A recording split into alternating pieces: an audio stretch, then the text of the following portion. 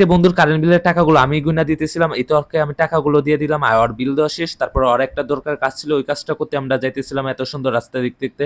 Hello guys, আশা করি সবাই ভালো আছে। আজকে চলে গেছিলাম ব্যাংকে। ব্যাংকে যাওয়ার পরে ব্যাংকে অনেকক্ষণ বসেছিলাম, কারণ আজকে আমার বন্ধু বিল দিবে এর জন্য। তারপরেই তো আমি বসে এখানে টাকা গুনতেছিলাম। ওই বলতেছিল আমার টাকাগুলো তুই একটু গুইনা দে। তারপর ওর টাকাগুলো আমি এখানে গুইনা দিতেছিলাম, কারণ ও একটু পরে বিল দিবে। এই তো আমি ওর টাকাগুলো ওর হাতে দিয়ে দিলাম। দেওয়ার পর ও বিলের কাগজ নিয়ে আর টাকাগুলো নিয়ে দাঁড়ায় আছে, কারণ ও বিল দিবে এর জন্য। তারপর আমি এখানে দাঁড়ায় আছে আর সিরিয়ালগুলো দেখতেছিলাম। অনেক বড় সিরিয়াল ছিল, এখন অনেক কম হইছে।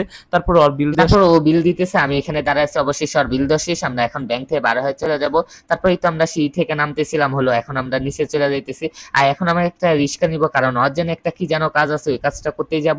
তারপর এখানে আমরা রিক্সা পাইতেছিলাম না, অনেক জাম ছিল। তারপর অবশেষে একটা রিক্সা পাওয়ার পরে এখন আমরা চলে যাইতেছি ওই কাজটা করতে, আমার বন্ধু যে কাজটা আছে।